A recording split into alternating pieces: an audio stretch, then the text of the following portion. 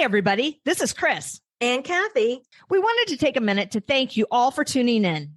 We appreciate every listener and are grateful for this platform. Please help us share our vision by subscribing to our show through your favorite streaming app. Follow us on Facebook, Instagram, TikTok, and YouTube at Petability Podcast. Check out our ever-growing list of affiliates and sponsors. Simply go to the show notes for information and links. And be sure to use our promo code PETPOD22, that's PETPOD 22, on checkout to receive your discount from our affiliates. And now, here's a word from our sponsor. Hi, I'm Alon Landa, CEO of MedcoVet, and I'm a proud sponsor of Petability. We decided to partner with Chris and Kathy because, like them, we want to empower all pet owners who are trying to do the most for their pets. At MedcoVet, we specialize in advanced home laser therapy for pets. Laser therapy is a safe and effective treatment for common conditions like arthritis and wounds, and it relieves pain for most conditions caused by inflammation. With MedcoVet, pet owners can perform this treatment at home while receiving support from experienced clinicians. If you think your pet would benefit from healing at home, visit medcovet.com, and one of our clinical experts will work with you to determine if home laser therapy is the right fit for you and your pet. Tell them Petability sent you.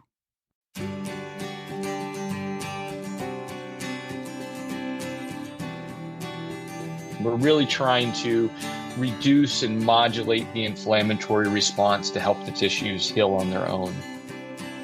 Welcome to Petability. I'm your host, Kathy Simons, certified veterinary technician, certified canine rehabilitation practitioner, and certified hospice and palliative care technician for pets. And I'm your host, Chris Cranston, licensed physical therapist and small animal physical rehabilitationist. Our podcast provides interviews and information to help your pets live their best lives. Hello, Kathy. Hey, Chris, how you doing today? I'm good. So what do we have on the agenda today, Chris? Well, on today's episode, we're actually delving into the role of regenerative medicine and biologics in veterinary medicine, particularly as it relates to osteoarthritis. And if time allows, we'll also discuss injectable treatment options for osteoarthritis, also known as OA, much easier to say. Such a common condition. So something we see so frequently in our practices. Absolutely. Yeah. And in recent years, the focus of medical science has shifted from repair to regeneration. And the term regenerative medicine is widely considered to be coined by William Hasseltine during a 1999 medical research conference. So it's pretty new. And regenerative medicine aims to recover the normal function of disease and damaged cells, tissues, and organs. The quality of the regenerative medicine treatments can vary between patients, species, and depends on a number of factors, including patient's age, health, hydration status, and so on. So in humans, organs and tissues have various capacities for tissue repair that gradually deteriorate with age. And the brain, spinal cord, heart, and joints are among those with the least regenerative capacity. And so I presume it is similar for our animal friends. Osteoarthritis, or OA, is very common, as you mentioned, a very common condition in pets, particularly in aging dogs and cats. The prevalence varies by species, breed, age, lifestyle, but studies suggest that 20% of dogs over 1 year old and up to 80% of senior dogs show clinical signs of osteoarthritis. You and I did a show recently on osteoarthritis not that long ago. And I think that, if listeners want to learn a little bit more about osteoarthritis, you should go back and listen to that. It's a disease and it can be debilitating. Yes. So I want people to understand that osteoarthritis, although you say, I have it, you have it, but it can be a really debilitating condition for any species that has osteoarthritis. It's not just arthritis, it's a disease. That's the title of the show, because we want people to understand how incapacitating it can be. And I believe it's one of the top reasons, if not the top reason, for euthanasia in our pet friends, because the pain becomes unbearable and it really affects quality of life. Now, osteoarthritis is less commonly diagnosed in cats, but it doesn't mean that they have less of it. So it's partly due to their ability to hide pain, but studies using radiographic evidence indicate that over 60% of cats over 6 years old and 90% of cats over 12 years old may have OA. And, these days cats are commonly living to be 18, 20 years old. So again, even though they hide it, it's probably there. So dealing successfully with osteoarthritis is dependent on early diagnosis and multimodal management. Regenerative medicine is an exciting, relatively new treatment alongside weight control, joint supplements, anti-inflammatory medication, physical rehabilitation, lifestyle adjustments to reduce joint strain, and modalities like red light therapy and laser therapy. So those are the things we touched on in our show. But here to tell us more about this ever-evolving field of regenerative medicine in the veterinary field, particularly as it relates to osteoarthritis, is Dr. David Dycus. Dr. David Dycus is a board-certified veterinary surgeon with extensive expertise in orthopedic surgery, sports medicine, and rehabilitation. He specializes in advanced surgical procedures, including arthroscopy, fracture repair, joint replacement, and the integration of biologic therapies to enhance patient outcomes. Dr. Dycus is deeply committed to advancing veterinary medicine through education, research, and clinical innovation. As a widely recognized authority in his field, he has authored numerous peer-reviewed publications, contributed chapters to leading veterinary textbooks, and developed educational content for both aspiring and practicing veterinarians. Dr. Dycus is a sought-after international lecturer known for his engaging teaching style and ability to convey complex surgical concepts with clarity. His dedication to improving animal health extends to mentoring veterinary professionals and collaborating on cutting-edge research initiatives aimed at developing novel treatments for orthopedic conditions. Dr. Dycus's contributions in veterinary surgery and sports medicine have earned him widespread respect amongst his peers, as well as gratitude from the countless pet owners and animals whose lives he has impacted through his compassionate care and surgical expertise. And I just learned that amongst all these things that he's doing, he opened a brand new hospital called Fusion Veterinary Orthopedics outside of Washington, D.C., just 2.5 months ago. We'll put that in our show notes so people can go there if they want to see the new practice. It's heartening to know that there's a great specialty practice that's brand new and going to be on the cutting edge of so much great medicine for our pet friends. So I really appreciate you being here, Dr. Dycus, and offering your expertise and time. Welcome to the show. Welcome to the show, Dr. Dycus. It's great to have you. Thank you so much for having me. It's a pleasure to be able to chat with you all on all things regenerative medicine. Well, let's start in. I gave just a kind of a highbrow view of regenerative medicine, but can you tell us what it is and how it's used in veterinary care? Absolutely. So, it has a little bit of a misnomer, I think, when we say regenerative medicine, because it really makes our brains think that we're going to automatically regenerate something. So, for example, you mentioned of tissues that don't have a great capacity to regenerate. The joint is one of those. And unfortunately, when the cartilage, which is the little cushioning device in the joint, starts to wear away, it doesn't really grow back. And what I don't want listeners to think is that if we're going to employ these types of treatments, that we're going to all of a sudden grow new cartilage. And so for me, a better term rather than regenerative medicine is more biologic therapy or biologic medicine. So we don't want to mislead thinking that we're going to all of a sudden grow new cartilage. But it's really a field that involves a bunch of different disciplines. There can be one arm that is utilized for research, another arm, which is what I'm in, which would be clinical therapy, but it's really focused on trying to restore structure and function of tissues. One way I think about it is we're trying to help tissues heal biologically that might not heal too well on their own. And so it has a big umbrella term where we can throw around words like stem cells or platelet-rich plasma, and we can dive into some of these things. But really the big goal for using this therapy when it comes to osteoarthritis, or if we have a chance to talk about some of our soft tissue orthopedic conditions, the goal is, number one, to reduce pain. Number two, along with that, is a reduction in inflammation. and then improve healing of the tissues that might not otherwise heal very well. So we're really just trying to give them a little bit of a bump to do more than what they're capable of. But like I said, what we're not trying to do is grow new cartilage. I know people think about regenerative medicine, and maybe they even hear about it in the news where they've cloned a cow or a rabbit. That's not what we're doing. We're really trying to reduce and modulate the inflammatory response to help the tissues heal on their own. Inflammation is necessary for healing, but when it gets out of control or it's chronic, it has devastating effects on the body. From what I'm understanding, and I wanted to ask you, what is the difference between regenerative and biologics? And you answered that, but it can be the introduction of something to the body that just stimulates that repair and inhibits the inflammation.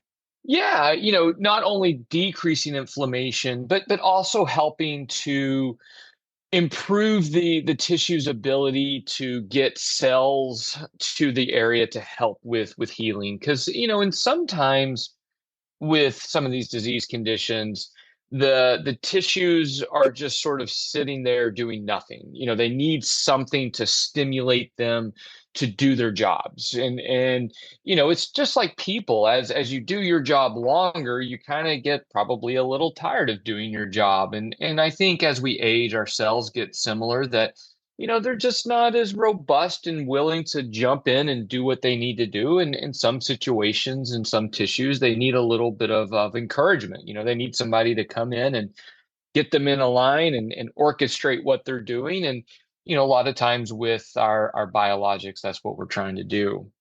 That's a great analogy. I'm imagining, the cells, getting a raise, a pay upgrade, and then like, okay, now we're willing to work harder. So, I know we're talking specifically today about treating the condition of osteoarthritis, but what are the most commonly treated conditions with regenerative therapy? Yeah, so in my world of orthopedics, the top two would be osteoarthritis is number one, and the number two would be our soft tissue orthopedic conditions. So years ago, a dog would be limping, and we would do all sorts of things. And we would be like, well, I don't know why they're limping. I don't see anything on an x-ray. I can't find anything. It must be a soft tissue injury. But with the advancement of our palpation skills and knowledge of tissues and our ability to use different types of imaging to see things better, we can now actually identify what soft tissues are injured, what tendons are injured and what degree they're injured. And that just allows us to create a more patient-specific approach. So, we can tailor our treatment to the particular tissue that's injured rather than just saying it's a soft tissue injury. We're not sure what soft tissue. Let's hope it gets better. And that really allows us to target our therapies. And in our dogs in particular, there's a term that we throw around called tendinopathy, which really just means that there's chronic repetitive stress over time and the tissues become chronically injured, and we see injury after re-injury after re-injury. Because, what do dogs love to do? They love to go outside. They love to speed up, slow down, twist and turn. So think of them running the fence line. You let your dog outside and they run the fence line. And those types of repetitive activities over and over and over can lead to some of these chronic tendon issues, in particular in the shoulder. And so I see lots and lots of dogs with front limb lameness that have shoulder injuries. And I think to try to get these tissues to heal, because they sort of go stagnant. They just sit there with scar tissue. And again, the body doesn't really put much effort in trying to heal it because it continuously gets re-injured. I use a lot of biologic products to try to, in a biologically friendly way, get those tissues to maybe do something and heal so we can resolve the lameness. Nothing is more frustrating as a rehabber than to get a patient with a tendinopathy. It's very complex and can be a long road for those patients. And when I'm talking to patients about treatment for things like osteoarthritis and tendinopathies, and I bring up, platelet-rich plasma treatments, the first thing they ask me is, where do we get that from? Where do we get platelet-rich plasma from. Can you talk about the process of how we collect that? Oh, absolutely. I think the best way to think about when people, you know, are trying to think like, what is platelet-rich plasma? Well, think about if you have a cut, what's going to happen is your platelets are going to kind of plug up that area and form a clot. But on a microscopic level, they're also releasing all of these growth factors and different cell signaling enzymes for cells to come to the area to clean up the damaged tissue and then stimulate a healing response. And so what we try to do is utilize those platelets in a very similar fashion. And so what happens is we collect blood from a patient, and then there are different machines that can be used to allow us to get the platelets from that blood. And so we have a big concentration of these platelets. And then we take those platelets, so it's the patient's own platelets, and we inject them back into the area of injury. So sometimes that means injecting it into a joint, or sometimes that means using a little ultrasound probe to inject a platelet-rich plasma around a damaged tendon or ligament or something of that nature. So then how does that differ from stem cell? Yeah, so stem cells are sort of a whole different ballgame. We all have what are called stem cells, and in the news or what people may read across, it can sometimes be a bit confusing because they might think of what we call embryonic stem cells. But when we talk about stem cells for healing, we're actually talking about adult stem cells because we all have them in our bodies. They're in all sorts of tissues. And when we have tissue injury, stem cells can help those tissues heal. And I like to think sometimes of stem cells as being the conductor of an orchestra.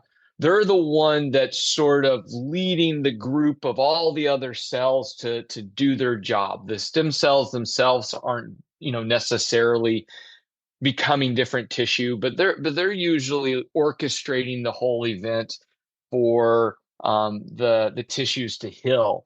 And so with stem cells, we used to think that they would just simply regenerate into whatever tissue we were injecting them into. But really what they do is they act as a source of recruitment of growth factors and other cell signaling enzymes to get tissues to heal. They help decrease the inflammatory mediators. They help increase some of the natural anti-inflammatory mediators in the body.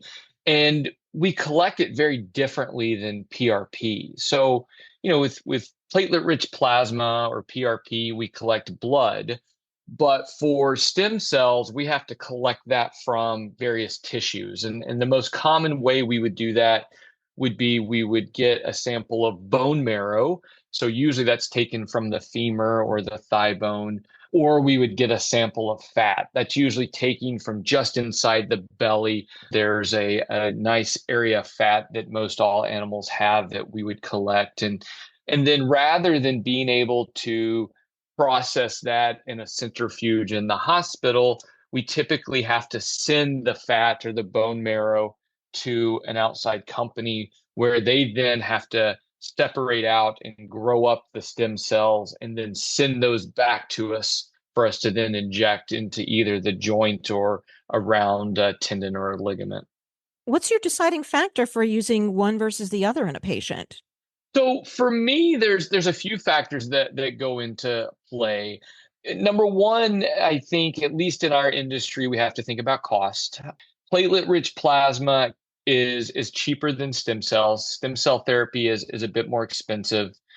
I also have to look at the research that's available for what we have for the condition that we're treating. We also have to think about the ease of collection and treatment. It's much easier if I have a client that's traveled from some distance for me to be able to collect blood, process it the same day, and inject it the same day versus having to ask them to come back a few weeks later. But For me in my practice, I use a lot of platelet-rich plasma. I don't use stem cells as commonly just because the research to justify the cost is a little bit challenging for me. And so if I were going to use stem cells, it might be where I have a significant tendon or ligament issue that's just not responding to some of my other approaches. When it comes to just osteoarthritis management, I felt like I got similar outcomes using PRP versus using stem cells. And so I'll typically use PRP much more frequently for my arthritic management. How many treatments are your patients typically getting? In a practice I work at, sometimes I'll see a patient just get one treatment and we get good response. And I've seen some patients who have had up to 3 injections. Yeah, I think that's a great golden question that no one has the magic answer to. Originally, we thought let's give one injection and this should work great and we don't need to repeat it. And in some patients that does well. But what we've found over time is that about 50% of our patients need more than one injection. And so for me, what I tend to do for arthritis management is I plan for a total of 3 injections. But after the second injection, we're going to see how we're doing to decide if we need that third injection or not. And then the follow-up question to that is like, well, if you're going to do multiple injections, how often do you inject? And this can vary depending on the clinician's experience from 1 injection every week to 1 injection every 3 weeks. So what I tend to do is I will do 1 injection. 2 weeks later, I'll do a second injection. And then 2 weeks later, we're going to reevaluate to see how we're doing to decide if we need that third injection or not. What I've found is that if we've injected 3 times and they're just not responding, then it's just not going to be effective in that particular patient. So in other words, it doesn't make a lot of sense to give injection 4, 5, 6, 7, 8, hoping that they're magically going to respond.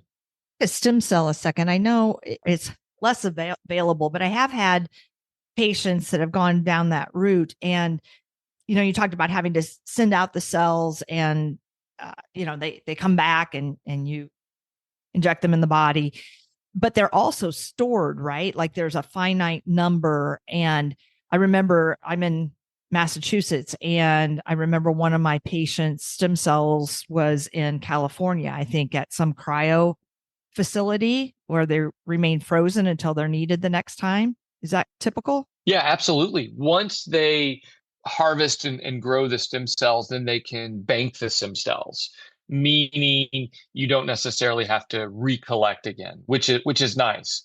And they can store them for an indefinite period of time until they're needed again, and then until you've exhausted all the stored stem cells. And so there are a few companies. One of the bigger companies, like you mentioned, is located in California. And then there's a couple of university regenerative medicine labs on the East Coast that would provide those services as well. So at least in veterinary medicine, we have a little more leeway with what we do with stem cells compared to the human side of things, because our colleagues on the human side wouldn't be allowed to ship those cells outside of an individual state. They wouldn't be allowed to bank them and those sorts of things. And so we get a little more leeway, which makes it a little easier on our patients if we need to use them again in the future. So, you mentioned cost. Can you give our audience just a ballpark? I mean, stem cells, thousands of dollars, PRP, hundreds of dollars. Yeah. So the average, and again, it's going to depend sort of on regional location. So I'm based on the East Coast, but I would say for a stem cell injection, you're probably in the thousands, probably like that $3,000 to $4,000 range. For PRP, it's in the hundreds. It may vary from about $400 to $600 per injection. And then there are sometimes miscellaneous costs associated with that because our patients, we can't tell them to sit still and try to explain what we're going to do and explain that they might feel a quick pinch when we inject. And so it commonly requires just a very mild sedation. So that way they lay still and we don't cause them any undue anxiety. And so sometimes there's a few additional costs associated if they have to be sedated and that sort of thing, depending on how the hospital designs their protocols for how they're going to administer. And is PRP also then more accessible? Whereas I'm assuming that stem cell, you'd have to go to a specialist, like you were mentioning, a university setting, something like that. Yeah, I do think PRP is much more readily available, and it's a lot easier for general veterinary practices to offer it and utilize it because they already know how to collect blood. It's just a matter of processing it in the centrifuge that they would have in their hospital. With stem cells, it's a little more involved. If a veterinarian's comfortable collecting either fat or bone marrow, they could do that. Many aren't as comfortable, and since it tends to be a little more cumbersome, don't utilize it as much as PRP. And then even now, the perfect solution would be for us to be able to walk over to a shelf and grab a bottle of PRP and draw it up into a syringe and then walk over and inject it to our patients. And then we don't have to collect blood and we don't have to process it. And actually, there's a new product on the market that's come about this year that is just that. It's basically PRP. It's the growth factors that we're after that have been put into a vial that we can use. And so as technology continues to advance, it may be that in the future, we don't even have to collect fat or bone marrow. We might be able to have off-the-shelf stem cells, kind of like we have off-the-shelf PRP now. It's not used very commonly, but I think it's going to continue to gain traction just because it's a lot easier to use than having to collect and process. My question, because I work with a very fragile population of animals, because I work in the realm of hospice and palliative care. And I think that PRP is a great tool for us to use in palliative care. But if I have a patient who's at end stage, but is having debilitating pain from osteoarthritis, are they a good candidate for it? Will there be any side effects for that patient? Yeah, I think from a candidacy standpoint, there could be an argument made for really any pet with a condition it could be utilized in. What I found is when it comes to osteoarthritis in particular, if the degree of arthritis is more mild, they're typically going to have a better effect of PRP versus if the degree of pain or what we see on an X-ray is very severe, then I find that sometimes maybe they don't respond as well or the effect lasts as long. The upside, though, is when we think about side effects or adverse events, it's very minimal to none, especially if we're injecting back the patient's own platelets. There's, a potential of if you put a needle into a joint, it could cause an infection, but the risk factor for that is extremely, extremely, extremely low. And the product itself isn't going to cause a side effect or anything like that. So it could be considered to be something very, very safe, especially if you're dealing with your population of dogs that maybe have other conditions that make them such that they can't receive certain medications. This could certainly be something to be utilized and considered to try to provide some pain relief in a manner that has really no negative side effects. Has PRP been used in other species? I have an interest in exotics, and so I see a lot of rabbits and birds and chickens and ducks and so forth. And I'm thinking, as you're talking, I'm thinking, well, all of my patients that are exotics, they'll have osteoarthritis, all of them. That's why I'm seeing them. Is that something that's commonly done? Yeah, that's actually a great question. And I think an important one, because when we started using PRP originally in the dog, we followed the same protocols as what they would use to process it in people. And then we discovered that the processing, it wasn't producing the same product. And, a red blood cell is a red blood cell, a white blood cell is a white blood cell, a platelet is a platelet. But there's certainly some differences amongst species. And so what it meant was that the processing for dog PRP had to be tweaked a little bit to account for differences in weight of the cells. And so what that means is could it be used in other species? It could, but there would have to be the research to develop the appropriate processing protocols for that particular species. So in other words, we couldn't take a protocol that we would use for a dog and then say, okay, we now have a exotic bird that we want to use PRP in. We couldn't process it the same way and expect it to do the same. And then cats are a big challenge because cats love to have their platelets clump. And so when we tried to produce feline PRP, we found that it was clumping up and it wasn't able to produce very well. So there are some differences between our species when it comes to some of those things. And, as long as somebody can create a protocol and justify that it's effective and it's not going to cause harm, it could probably be used.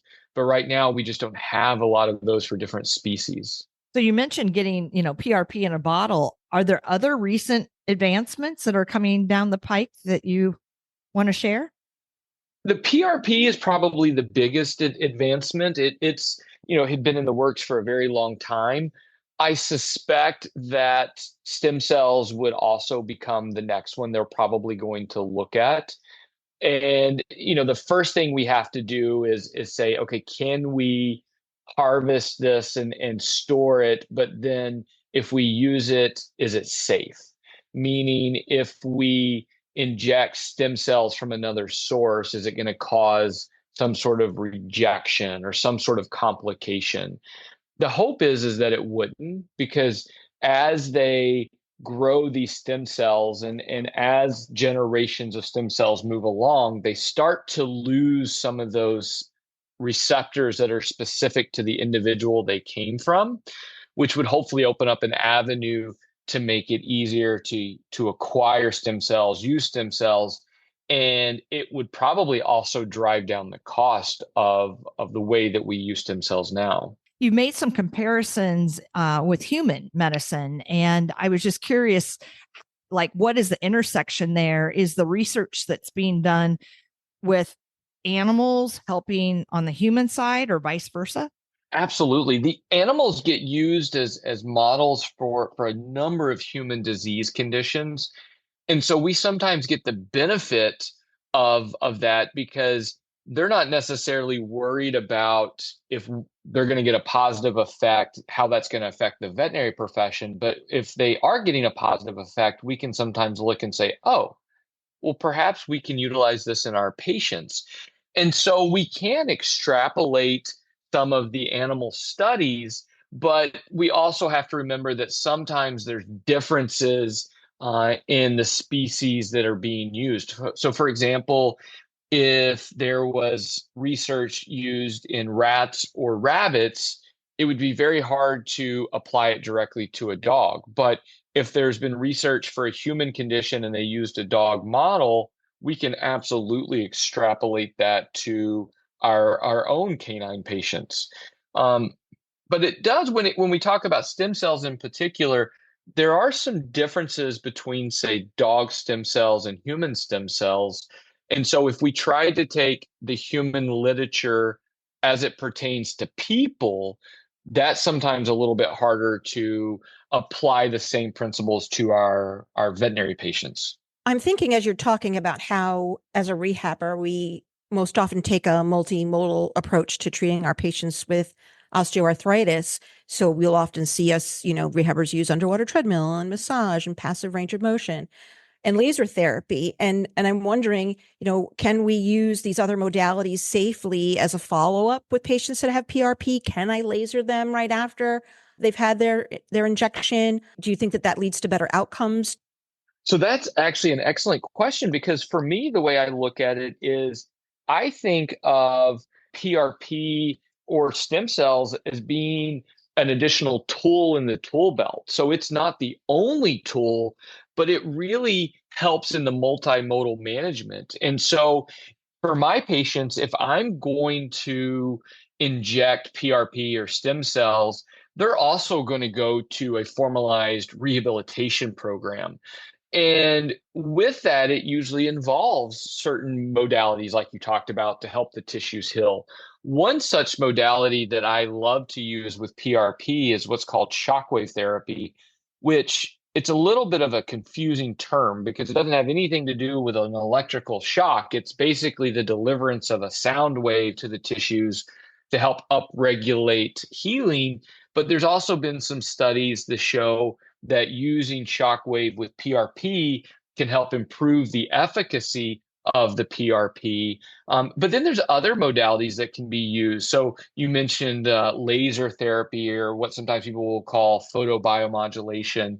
I think it can absolutely be used, but we sometimes have to think about the intensity of the laser we're using.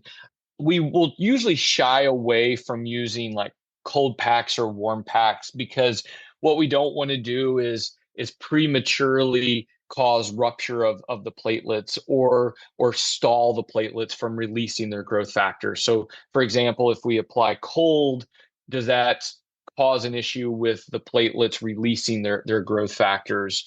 But then underwater treadmill, absolutely. Therapeutic ultrasound, that can be used in certain modes. So, we can absolutely use a number of these modalities and exercises to further facilitate the healing of the tissues. And in fact, I think they go hand in hand when we're using regenerative medicine. I think we can all agree that we should change the name of shockwave therapy to something that sounds a little bit more gentle because it sounds scary. But I've had some really good success with using it with some of my patients who have tendinopathies in addition to using PRP. So it sounds scary, but I've actually tried it on myself. And with the newer models of the shockwave machines, it's much more comfortable than it was, 20 years ago. Oh, totally agree. I think at least right now in my mind, when I'm using PRP, it's almost going to be, okay, PRP and shockwave kind of go together. And then after that effect has taken place, then physical therapy is sort of my kind of route with all of these patients. It's interesting that you mentioned hot packs and cold packs because generally I think of those as relatively benign and superficial. So intuitively, I would have thought things like shockwave, ultrasound, photobiomodulation would be the ones that there would be contraindications or precautions around immediately post injection. So this is very, very enlightening. I think a lot of it also stems from the lack of research we have as well. Nobody's really looked in depth at using cold packs or warm packs. There's been a few things where they tried to change the temperature of platelets in a laboratory setting to see how it's affected, but not really in the clinical setting. And so the way I would look at it, and you brought up a good point about the depth, is if I have, say, a larger patient, so maybe a Labrador, and we injected a deeper joint, say the hip, I would probably be fine using a cold pack or a warm pack. But if I had, say, a smaller animal, or I injected a joint like the wrist, where there's just not a lot of depth from the skin surface, I might be more cautious about using a cold pack or a warm pack. Shall we pivot to intra-articular injections for the treatment of osteoarthritis? Because there are many choices out there these days. It's great that there are so many choices, but again, it just leads to confusion. People often ask me, what would I do with my dog? I have no idea. So Dr. Dycus, you're the expert. Tell us what's out there and when it's recommended. What are they? How do they work? What's the procedure look like? How long do they last? All that good stuff. Yeah, there are a number of things out there. And probably one of the oldest and tried and true would be a steroid injection. So I'm sure many of your listeners have probably gone to their own orthopedist and gotten a cortisone injection. And steroids really help draw down and decrease the inflammatory response in a joint. It's been used for many, many, many years. it's injected into the joint. So it would be injected the same way as, say, platelet-rich plasma. The effect of a steroid can be variable. In some people, if it's effective, it might be effective for a few weeks. Some people, it might be effective for a few months. And in some people, it could be effective for years. But one of the trade-offs is, does it have any sort of detrimental effects to the cells in the joint? And this has long been looked at, and there's always been concern about it causing damage if cells are exposed to steroids. And so, I think most of us would agree that a one-time injection is probably not a big deal. Repeated injections of steroids over and over and over could lead to some untowed side effects to the cells. And then along with the steroid, there's also what's called hyaluronic acid, which is really the makeup of the joint fluid. And, in cases of arthritis, what happens is the quality of the joint fluid goes down, and the production of joint fluid starts to go up a little bit, and it can create some discomfort just by over distending the joint capsule, but it's full of inflammatory mediators. And I used to think that in some situations we were injecting hyaluronic acid maybe to try to re-lubricate the joint a little bit. But really what hyaluronic acid does is it not only can act as an anti-inflammatory, but it also takes the cells inside the joint that's responsible for producing the joint fluid, and it kind of gives them a knock on the head and says, hey, I need you to produce better quality and quantity of joint fluid. And so that can certainly help. The thing with hyaluronic acid is it usually has to be given as a series of 3 injections. We do 1 injection a week. And the response rate to that tends to be at about 75-80%. And the effect can be somewhere in the neighborhood of about 4 to 6 months. With PRP and stem cells, the duration of effect can vary. So a few years ago, I sort of did a deep dive into the literature that we have available to us, and tried to collectively put together how long these things might last. And generally speaking, we see about a 3 to 6 month response rate with PRP and stem cells. Some patients will get an even longer response rate. Some patients could go out to even a year or longer. And then there's also a product that's been on the market for a few years now that is the injection of a radionucleotide. And that gets governmental bodies all up in arms when you talk about injecting something radioactive. But it's a small radioactive injection that really is targeted to the cells that are responsible for causing inflammation in the joint. And what happens is these cells gobble up this radionucleotide, and then it causes those cells to die, but the healthy cells don't touch it. And so it can help reduce inflammation in the joint quite nicely. The trade-off there, though, is it can be a little pricey. It's kind of on the cost perspective line of stem cells, so probably like $3,000 or $4,000 for an injection, but it can also last for 9 months to a year, and it can provide pretty substantial pain relief. And then we now have some newer products, which I kind of group into our synthetics. And these are injections that are designed to get incorporated into the inner lining of the joint and try to decrease inflammation, and sometimes get incorporated in the joint to provide some better cushioning to the joint. And the hope is that these injections might last in the better part of a year or so. The problem with some of our newer synthetics is we just don't have a lot of research into how well they work or how long they work. Some of our colleagues are working on studies now that they're doing over the course of a year to just see how long of an effect we can get for some of these. And so to decide what we're going to inject or when, it really dictates what's the degree of discomfort the patient's in and what's the severity of their disease. I like to try to be as biologically friendly as I can. So commonly, I'm going to use PRP first. If I have a joint that is just really inflamed and really, really uncomfortable, I might use a steroid. I might combine a steroid with hyaluronic acid, or I might combine PRP with a hyaluronic acid just to try to calm down the inflammation.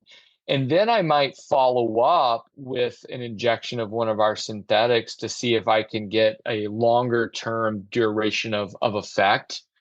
And then for some of the outliers, those that just aren't responding to injections the way that we would like to, or they're just not going in the direction we want, that's where I might start thinking about, could this patient benefit from possibly a stem cell injection, or could this patient benefit from an injection of that radionucleotide to see how well that's gonna work.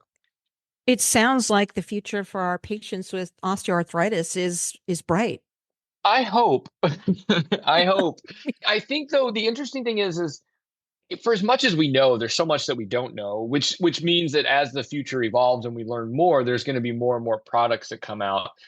The challenge it creates is, how do you incorporate these products? Where do you incorporate these products? Because, people want something that's easy and cheap, and veterinarians in general are super busy, and they need to know, okay, what can I just give that can get this squared away and we move on to the next thing? Whereas OA is not that. Like, it requires a lot of checking, rechecking, talking with the client, making changes here and there. And I find that that's sometimes one of the things that makes maybe management not the best as it could be, is that veterinarians just simply don't have the time to focus on OA the way it needs to be focused on, because it's such a time suck. Dr. Dycus, if a patient is riddled with arthritis, how do you choose which joints to possibly inject? And is there a limit to the number of joints that can be injected at one time? Ooh, that's a great question. So I think it really goes back to looking at, okay, we have to remember that just because there's arthritis on an x-ray, it doesn't necessarily mean that that joint is painful. I call that radiographic OA. What we have to figure out is which joints have clinical OA, meaning they're uncomfortable. And I think where that comes into play is our palpation skills, where they are actually just having discomfort or pain or resistance to manipulation. And then I base my injection decision on which joints are actively painful. As far as how much, if we were going to inject a steroid, for example, there's probably only so much of a steroid that we can inject, because there's probably some systemic absorption, meaning it's taken out of the joint and absorbed into the body. And therefore we have to be cautious about how much we give. Something like platelet-rich plasma, there's no limit on how much you can inject into and how many joints. Really, the limiting factor is how much volume of the platelet-rich plasma you have, because when you grab a sample of blood from a dog, the amount of the platelet-rich plasma is going to be substantially less. And we don't want to keep pulling more and more and more blood. So usually volume is the limiting factor on how many joints we can inject when it comes to platelet-rich plasma. I totally get that, because I had an older retired agility border collie that had very severe arthritis from an injury, actually. And the vet pulled the blood, and then she very clearly said, this joint's going to be my priority. This one will be second. And if I have enough, I will do this third joint. So that makes sense. Are we worried about mechanical damage with these injections? Because I know you mentioned you probably yourself or know somebody that's had a steroid injection. And for me, it was my mom in her knee. And she said it was a large gauge needle and it was really uncomfortable. And I don't want to dissuade, people out there with their pets, but, are we worried about that piece of it? Not too much. Usually the needle I'm using isn't much bigger than needles you get vaccinated with. Okay. Because what we're pushing through is usually, very fluidy, and it's not very thick. And, in people, the volume that they will inject tends to be much greater than what we're injecting in our patients, because our patients' joints are smaller. And in some situations, if they inject too much and it actually distends the joint capsule, that probably can create some discomfort. And so, people could verbally communicate that to our doctor. We could be like, wow, it feels like my knee is under massive pressure. It really hurts. Whereas our patients can't verbalize that to us. And so I'm very, very cognitive of how much I'm injecting. And a lot of it goes with the technique and learning. Once I start to feel just a little bit of pressure on my syringe, I stop injecting because I don't want to over distend the joint. And I just want to assure our listeners out there that the injection for my mom's knee was highly successful. So again, years without pain. Great. And I think that it was just, maybe the orthopedist just hit a sensitive spot or something. It was just the time of the injection. She felt pretty good immediately after, and then long-term great. So one final question, Dr. Dycus. You are one of two people that I know that is both a boarded surgeon and a certified canine rehabilitation practitioner. What made you want to get your CCRP? Ooh, that's a good question. So I've always had a drawing towards orthopedics. During my surgical training, I didn't get a lot of rehab, but I looked at it on the human side, where we have surgery and then they send us to physical therapy, because the last thing we want is the tissues just to sit and do nothing. And I felt like our recommendations at the time were like, okay, we do surgery, you put your dog in a crate, and we just let things heal. But then I thought to myself, well, are we really getting the best outcome of these tissues?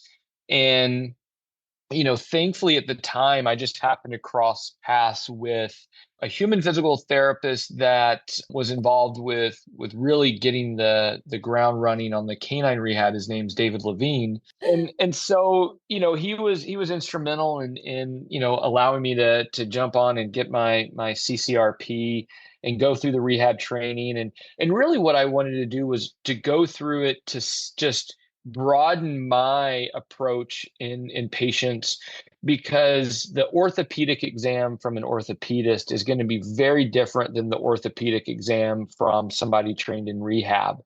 And I really wanted to appreciate those subtle differences in tissue fill, because I think sometimes orthopedic surgeons move through an exam really quickly. And if something just isn't obvious, it's like, well, there's nothing I can fix surgically, so not my problem. Whereas if we slow down and really start feeling what the tissues are saying to us, I think we can start, addressing some of these patients that have been neglected. And, for me, rehab is simply another arm that goes along with the healing process, whether we treat something surgically or non-surgically. And so I've just always had that sort of, approach to kindness of the tissues. And so that's kind of where it went. It sort of evolved after that. I got my rehab certification, and I didn't necessarily do rehab, but it really opened my eyes to when I recommended patients going to physical therapy. I didn't really know what was going on. And now not only do I know what's going on, but I can also say, listen, here's the tissues that's injured. Here's kind of what I want to focus on and what our outcome should be. And then the rehab therapists create the plan and they roll with it. And so it's really helped there. And I really enjoy seeing those cases, hopefully as my new hospital expands and, I bring on another surgeon, they can, still do all the nitty gritty surgeries that I love doing, but at the same token, opens up my time to see some of these cases that, aren't as straightforward, that maybe don't necessarily need surgery, but need more of the sports medicine rehab side of things. Well, as certified canine rehabilitation practitioners, Kathy and I appreciate that you're supportive of rehab. And the other person that I know, she was instrumental in bringing me on board at a specialty, 24-hour emergency specialty hospital. And I just remember her saying, because she would refer, a lot of, I think all of her ortho cases to us if the client could do that. And she's like, the surgery is 40%, but the rehab is, 60%. It's what happens afterwards, that makes it successful. And Kathy and I were both in on the ground floor over 20 years ago. And that wasn't the case then. There was a guarding, I think, by a lot of veterinarians that not knowing what this discipline is about and thinking that it was going to maybe be deleterious to the outcome and, ruin the surgery. So, Kathy, you always say it's a team approach. As we're closing here, Dr. Dycus, do you have any final remarks that you'd like to leave our audience with? So I think the biggest thing, especially when it comes to not only arthritis, but some of the soft tissue orthopedic injuries, is that, we don't have just a cookbook approach. I think the best outcomes are going to come from when we sit down and we evaluate each patient individually and we create patient-specific approaches. I think that's where we're going to have the best success, because in my caseload, I have patients that are getting certain treatments and have patients with the same condition, but they're getting other treatments. And so it really, just depends on the condition, but that particular patient, and we need to, at least in my hands, slow down and really create patient-specific approaches. And I think that speaks to being living, breathing, sentient creatures. And, that it's the art and the science, right, that goes into to treating living beings. So thank you very much, Dr. Dycus. It was really nice to meet you and talk with you today. And I'm really sort of feeling encouraged about the future for a lot of our patients who are suffering from osteoarthritis. So thank you. Oh, my pleasure. Thank you for having me on board. This has been a great discussion. Well, and before we go, please tell us where our listeners can find you and all about your new hospital. Oh, absolutely. So the new hospital is Fusion Veterinary Orthopedics. Online, it's fusionvetortho.com. Instagram is fusionvetortho. And then I also have a consulting business, but you can also link yourself over to Fusion by visiting my own website, which is drdaviddycus.com. And then on Instagram, it would be ortho_vet. And so for the hospital, my caseload is surgical and non-surgical orthopedics and sports medicine. So I see lots and lots of cases from really kind of all over the country if people are willing to travel. So if any of your listeners out there, it may be a distance away, but they are still looking for answers, we're happy to see them. That is so awesome. Thank you so much. Thank you. I wish you the best. That's fantastic. All right. Well, thank you once again. And maybe we'll have you back discussing some other area in the future. That would be wonderful. Yeah. Yeah, happy to. All right. Thank you. Bye.